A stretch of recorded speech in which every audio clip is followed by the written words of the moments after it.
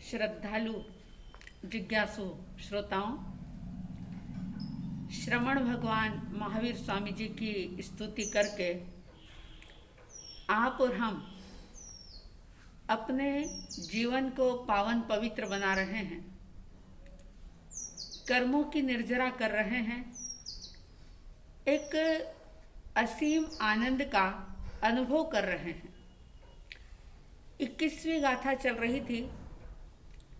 21वीं गाथा का पहला चरण हत्तीसु एरा वण माहुणाए 4 भागों के अंदर आपने सुना। आइए अब 21वीं गाथा में ही आगे बढ़ते हैं। जो दूसरा चरण है सीहो मियाणम सलीलाण गंगा, इसके भी हम 2 भाग करेंगे।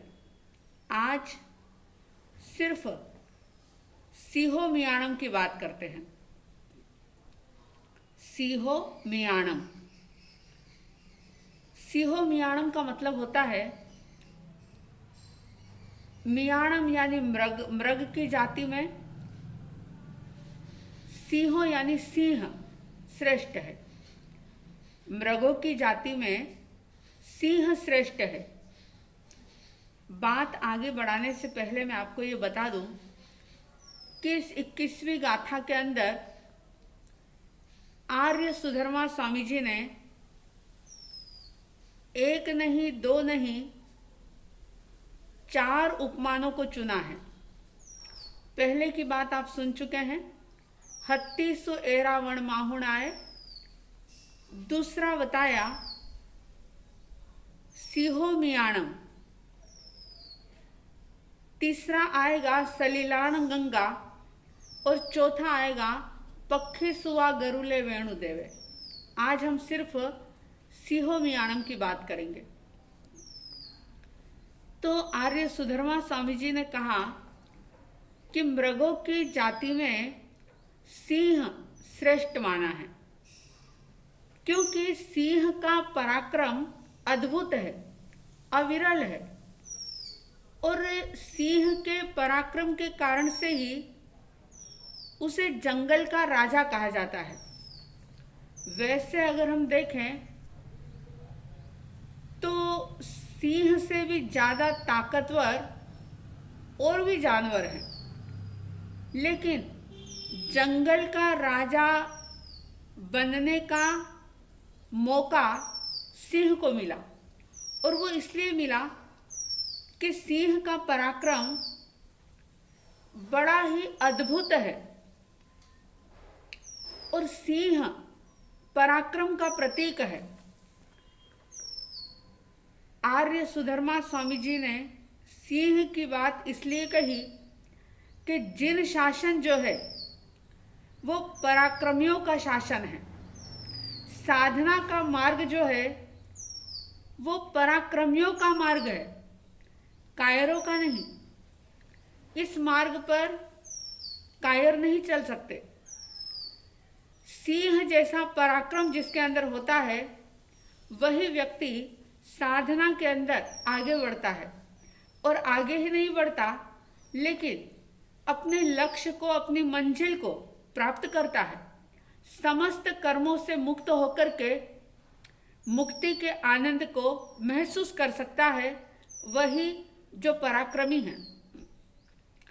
शास्त्रों में जगह जगह वर्णन आता है कि सिंह जैसा पराक्रम हो, अगर संयम के मार्ग पर कदम बढ़ाया है, साधना के क्षेत्र में अगर कदम बढ़ाया है, तो स्थानांक सूत्र कहता है कि कुछ लोग ऐसे होते हैं जो सिंह के समान संयम लेते हैं और सिंह के समान ही उस संयम का पालन करते हैं। चाहे उस संयमी जीवन में, साधना के जीवन में बहुत सारे कष्ट आते हैं, उतार चढ़ाव आते हैं, बहुत सारे परिश्रमों का सामना करना पड़ता है, कई प्रकार की विपदाएं, बाधाएं आती है, लेकिन जिस साधक के भीतर में सिंह जैसा पराक्रम है, वो साधक कभी भी पीछे नहीं मुड़ सकता। वो आगे बढ़ता चला जाता है। कुछ लोग ऐसे भी होते हैं जो संयम के मार्ग पर आगे बढ़ने के लिए जब संकल्प करते हैं, पहला ही कदम जब रखते हैं, तब तो उनके भीतर में सिंह जैसा पराक्रम होता है। लेकिन जब विपदाएं बाधाएं आती है, जब कोई जीवन में कष्ट आता है, तो वे सियार की तरह बन जाते हैं। तो ठाणांग सूत्र कहता है कि कुछ लोग सिंह के समान संयम लेते हैं, सिंह के समान ही बड़े पराक्रम और शूरवीरता के साथ उस संयम का पालन करते हैं। कुछ लोग जो सिंह के समान साधना के क्षेत्र में बढ़ते हैं, लेकिन आगे जाते जाते उनका मनोबल कमजोर हो जाता है, वे साधना मार्ग से भटक जाते हैं। इसलिए कहा कि सिंह के समान संयम लेते हैं, लेकिन सियार के समान संयम का पालन करते हैं।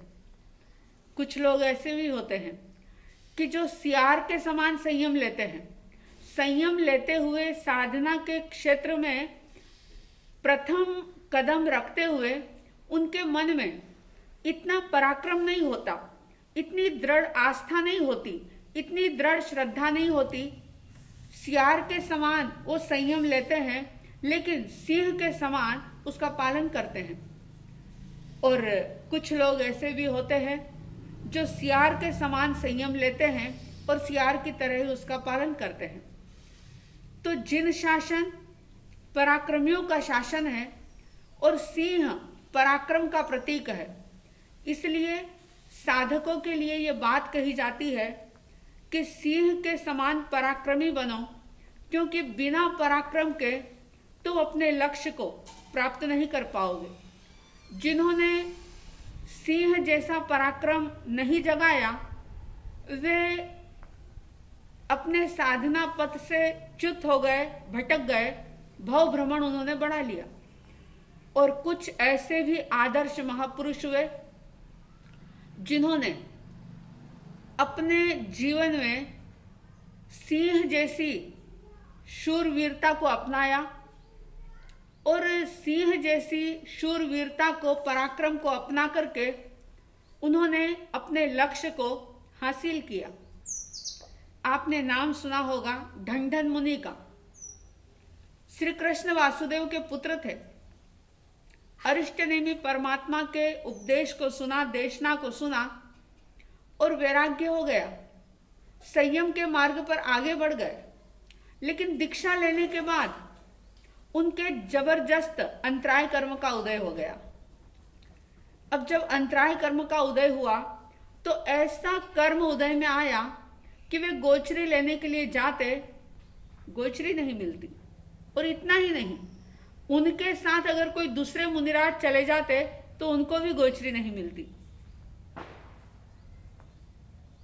ढंढन मुनि ने परमात्मा की आज्ञा लेकर के एक कठोर संकल्प ले लिया कि मुझे अगर मेरी लब्धि से गोचरी मिलेगी, भिक्षा मिलेगी, तो ही मैं ग्रहण करूंगा, वरना मैं ग्रहण नहीं करूंगा।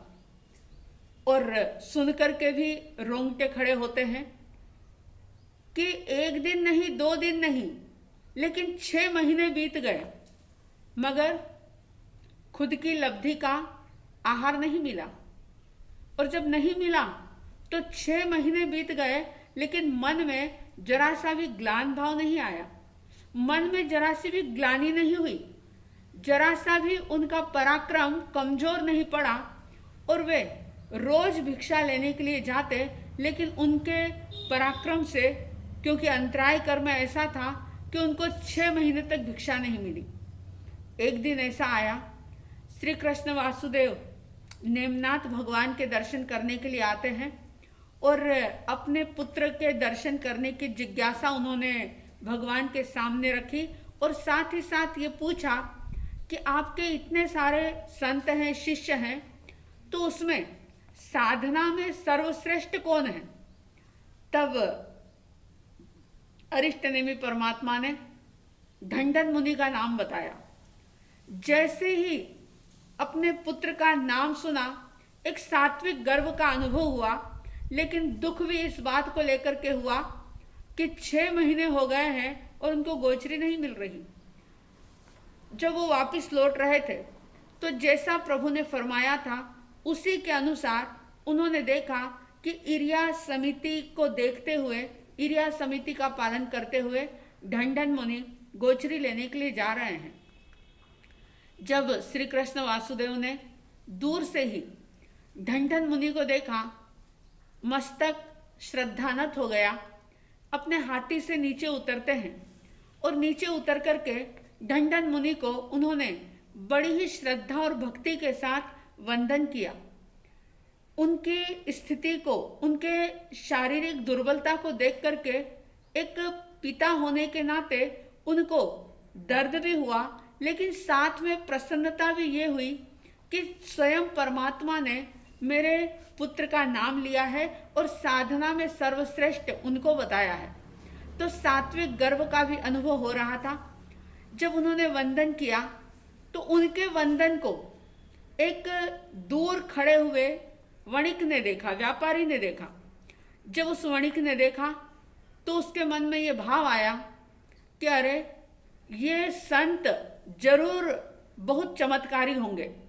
अरे जिनको श्री कृष्ण वासुदेव हाथी से उतर करके वंदन करे, अगर मैं इनको भिक्षा दूं, गोचरी बहराऊं, तो मुझे बहुत बड़े लाभ की प्राप्ति होगी। और उस लाभ की आकांक्षा में उन्होंने उनसे निवेदन किया कि आप मेरा घर पावन कीजिए, मुझे भिक्षा देने का लाभ दीजिए, मुझे मौका दीजिए। तब ढंढन मुनि ने उनसे पूछा कि क्या तुम जानते हो कि मैं कौन हूँ, मैं किसका शिष्य हूँ, मैं किसका बेटा हूँ, क्या तुम जानते हो? उसने कह दिया कि मैं ये नहीं जानता कि आप किसके शिष्य हैं, आप किसके बेटे हैं, लेकिन बस मैं इतना जानता हूँ कि आप एक त्यागी संत हैं, एक साधक आत्मा है, और बस यही सोच करके मैं आपको भिक्षा देना चाहता हूँ। ढंढन मुनि ने सोचा कि ये जो गोचरी है ये तो मुझे अपनी लब्धि से प्राप्त हो रही है। वे जाते हैं उसके घर और जैसे ही संत आते हैं तो उस वणिक ने ढंढन मुनि का पात्र जो था वो लड्डुओं से भर दिया। अब गोचरी लेकर के ढंढन मुनि आते हैं, परमात्मा को गोचरी दिखाते हैं और पूछते हैं प्रभु से कि भगवान आप तो ज्ञानी हैं, आप बताइए कि ये गोचरी, ये भिक्षा मेरी अपनी लब्धि की है या नहीं है, मैं इसे ग्रहण कर सकता हूँ या नहीं कर सकता। परमात्मा उन्होंने सत्य बात कही कि ढंढन ये तुम्हारी लब्धि की भिक्षा नहीं है, ये श्री कृष्ण वासुदेव की लब्धि की भिक्षा है। उन्होंने तुमको वंदन किया और उस वंदन से वो वणिक प्रभावित हुआ और उसने तुम्हें गोचरी के लिए निवेदन किया। तो ये भिक्षा जो है तुम अपनी प्रतिज्ञा के अनुसार इसको भोग नहीं कर सकते, इसको वापर नहीं सकते, ये आहार नहीं कर सकते। ढंढन मुनि मन में प्रसन्नता का भाव है क्योंकि सिंह के समान संयम लिया था और सिंह के समान पालन कर रहे थे। और परमात्मा से पूछते हैं कि प्रभु आखिर मैंने ऐसा कौन सा कर्म किया, ऐसा कौन सा मेरा अंतराय कर्म मैंने बांधा कि जिसके कारण से 6 महीने तक मुझे भिक्षा ना मिले। तब प्रभु ने उनका पिछला जन्म बताया और कहा कि ढंढन पिछले जन्म में तुम पाराशर नाम के एक बहुत बड़े जमींदार थे और तुम्हारे खेत में 600 हल चल रहे थे। 600 हली और 1200 बैल उसमें जुते हुए थे और काम बहुत हो रहा था। काम करते करते दोपहर हो गई, उन लोगों को भूख लगी, उनके भोजन का समय हो गया, लेकिन काम के लालच में तुमने सबको आदेश दिया कि अभी नहीं, अभी और काम करो, उसके बाद भोजन करना। और वे बेचारे भूखे प्यासे 1200 बैल और 600 हली, वे भूखे प्यासे काम करते रहे और उस समय में तुमने ऐसी बात कह करके, ऐसा आदेश दे करके निकाचित कर्म का बंधन किया और वही निकाचित, क्योंकि खाने में अंतराय दी, भोजन का समय था लेकिन उनको भोजन नहीं करने दिया, तो वो अंतराय कर्म का उदय जबरदस्त हुआ, निकाचित रूप में हुआ, जो तुम्हें अब ये उदय में आया है। ढंढन मुनि उन लड्डुओं को लेकर के जाते हैं, परखने के लिए जाते हैं, और एक एक लड्डू का चूरा करते करते विचार करते हैं कि देखो मैंने कितना महाभयानक पाप कर्म किया है, धिक्कार है मेरी आत्मा को। ऐसी आलोचना करते हैं, प्रतिक्रमण करते हैं, प्रायश्चित करते हैं, और ऐसी शुभ भावों की धारा बहती है कि सिर्फ शुभ ही नहीं, वे शुभ से शुद्ध में पहुंच जाते हैं, और लड्डू का चूरा करते करते ही उनको केवल ज्ञान और केवल दर्शन की प्राप्ति हो जाती है।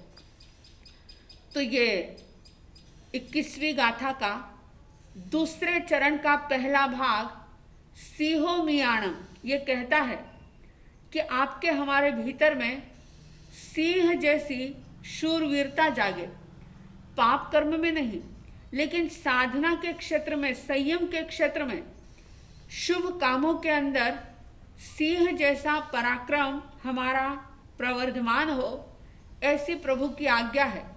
अगर सचमुच परमात्मा के धर्म को जीना है तो सिंह जैसा पराक्रमी बनना होगा, तभी हम परमात्मा के धर्म को सही तरीके से जी पाएंगे।